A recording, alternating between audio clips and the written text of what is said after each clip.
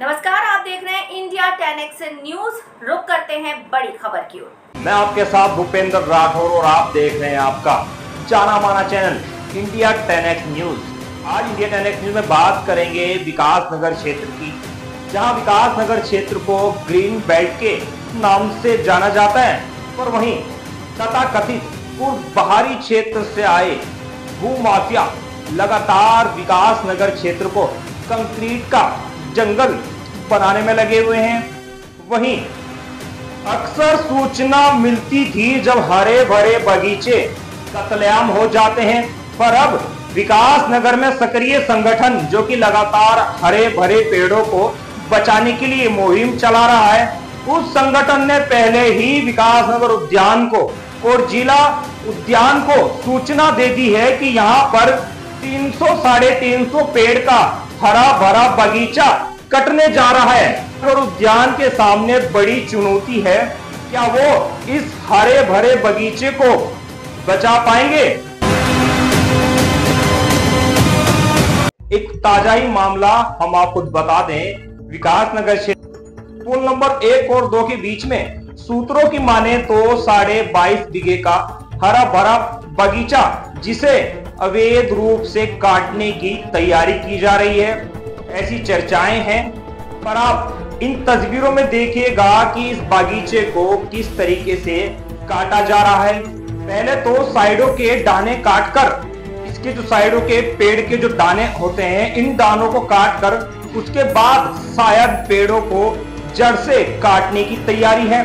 पर सूचना ये भी मिल रही है कि आज लगभग 12 से 15 पेड़ों को काटा गया है। ये पुल नंबर 1 और 2 के बीच में 2 लोकेशन है, जिन दोनों लोकेशन पर लगातार हरे भरे पेड़ों को काटा जा रहा है, ऐसी सूचना है। बाकी तो पूरा मामला जांच का विषय है, पर लेकिन अक्सर विभाग तब कार्रवाई करता है जब पूरा हरा भरा बगीचा कट जाता है। पर क्षेत्र में प्रतिष्ठा सेवा समिति ने पूर्व में भी एक मुहिम चलाई थी, जिस मुहिम का नाम ऑक्सीजन का लंगर था। उस मुहिम के चलते गिरीश डालाकोटी और गिरीश डालाकोटी की टीम ने कई पेड़ों की जान बचाई है और कहीं ना कहीं विकास नगर क्षेत्र में जो हरे भरे पेड़ कट रहे थे, उन पर कुछ रोक लग पाई है। अब गिरीश डालाकोटी ने पहले ही वहां पर सूचना दे दी है विकास नगर उद्यान को और देहरादून जिला उद्यान को कि यहाँ पर ये 350-400 पेड़ कटने की तैयारी है। अब देखना ये रहेगा कि विकास नगर उद्यान पर बड़ी चुनौती है।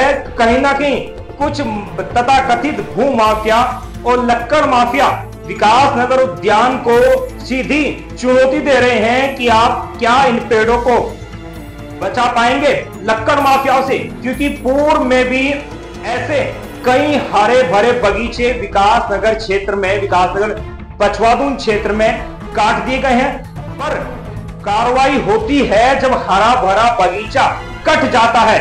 पर अब सवाल ये है, ये क्या जो हरा भरा बगीचा आप इन तस्वीरों में देख रहे हैं, क्या है हरा भरा बगीचा उद्यान विभाग बचा पाएगा?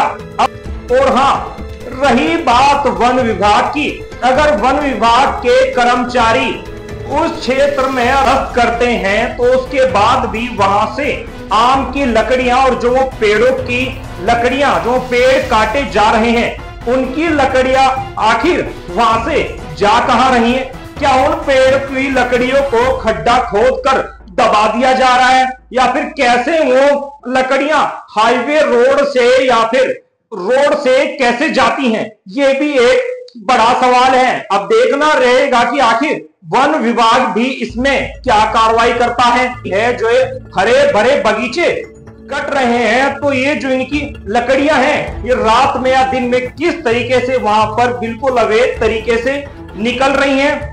अगर दोनों विभागों का शिकंजा तथाकथित भूमाफियाओं पर और तथाकथित लक्कड़ माफियाओं पर टाइट हो, तो शायद ये एक आम का या फिर अन्य पेड़ का एक पत्ता तोड़ते हुए भी 10 बार सोचे। पर इन्हें विभाग के किसी भी अधिकारी का कोई डर और खौफ नहीं है। दिन दहाड़े ही विकासनगर क्षेत्र में हरे भरे बगीचे कत्लेआम हो रहे हैं। वहीं आप सुनिएगा कि प्रतिष्ठा सेवा समिति के गिरीश डालाकोटी ने क्या कहा, और इस खबर में आपको जल्द दिखाएंगे आगे क्या कुछ अपडेट पाई जाती है। जानने के लिए बने रहे आप इंडिया 10X न्यूज चैनल पर। सूचना दे दी है, विद खसरा नंबर सूचना दी है कि इस खसरे में ये है। उसी कड़ी में जिला उद्यान अधिकारी तिवारी जी से मेरी वार्ता हुई है। उन्होंने भी आश्वस्त किया, दोनों ने आश्वस्त किया है कि वहां पर कोई भी पेड़ कटने नहीं दिया जाएगा। अब ये सक्षम अधिकारी देखें क्या पूर्व में, मतलब अगर हम ये कह रहे हैं कि वारदात होने से पहले ही हमने सूचना दे दी कि वहां पर ये वारदात हो सकती है, अगर ये अधिकारी सही में सक्षम है तो ये वो उस वारदात को होने से रोकेंगे और हम उम्मीद करेंगे कि वो 350-400 पेड़ हमें वहां पे सुरक्षित मिले। देखिए स्टेप तो पूर्व में भी जो कराया गया, FIR कराई गई, वो FIR एज इट इज होंगी, क्योंकि FIR आज भी हम कह रहे हैं कि उस चीज के लिए ट्रस्ट आपको आश्वस्त करती है कि हम फील्ड में आपको नजर आए ना आए, FIR हमेशा होगी। उसका एक प्रोसीजर है कानूनी। उसके बाद जो कानूनी प्रोसीजर है उसके लिए मैं ज्यादा नहीं बोलना चाहता, क्योंकि वो लीगल एंगल एक्सप्लोर होता है। अगर ये कार्रवाई आगे होती है तो इसमें अभी हमारी जो टीम से बात चल रही है, कुछ हमारी जो बाहर की टीम्स है ऑक्सीजन के लंगर की, उनसे हमारी बात चल रही है। एक आंदोलन इस पे हम बड़ा करेंगे जो कि अपने आप में एक अलग तरीके का आंदोलन होगा, यूनिक आंदोलन होगा। कई बार देखा जाता है कि बगीचे के बगीचे कट जाते हैं और वो मामले चौकी थाने में ही सिमट के रह जाते हैं। तो ऐसे तो लगातार लक्कड़ माफियाओं के या फिर कुछ तथाकथित माफियाओं के हौसले बढ़ेंगे, तो इसमें क्या कुछ स्टेप करेंगे आप? देखिए उसके लिए तो जनता को जागरूक होना होगा। अगर आप चाहते हैं कि आपको ऑक्सीजन मिलती रहे या पेड़, आप एक अच्छी शुद्ध वातावरण में सांस ले सकें, क्योंकि जो कानूनी प्रक्रिया है, देखिए पुलिस का अपना अधिकार है कि वो FIR पे FR लगाती है या क्या करती है।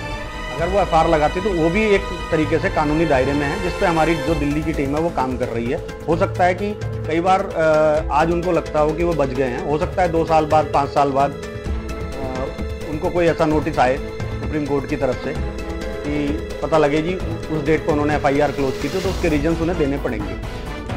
हरे भरे बगीचे लगातार काटे जा रहे हैं, तो यह वक्त नहीं कि आने वाले समय में विकासनगर में ऑक्सीजन लेने में लोगों को नहीं, उसके लिए तो देखिए हमारे जो ऑलरेडी छोटे छोटे ऑक्सीजन के सिलेंडर आ गए हैं 600 रुपए के, तो वो तो जिस तरफ क्षेत्र जा रहा है, जो इनकी क्षेत्र की आज की डेट में मैं कहता हूं कि जितनी सहभागिता होनी चाहिए, अगर वो नहीं है तो आने वाला समय है कि आपको ऑक्सीजन के सिलेंडर रखने पड़ेंगे। सभी का धन्यवाद। जय श्री राम।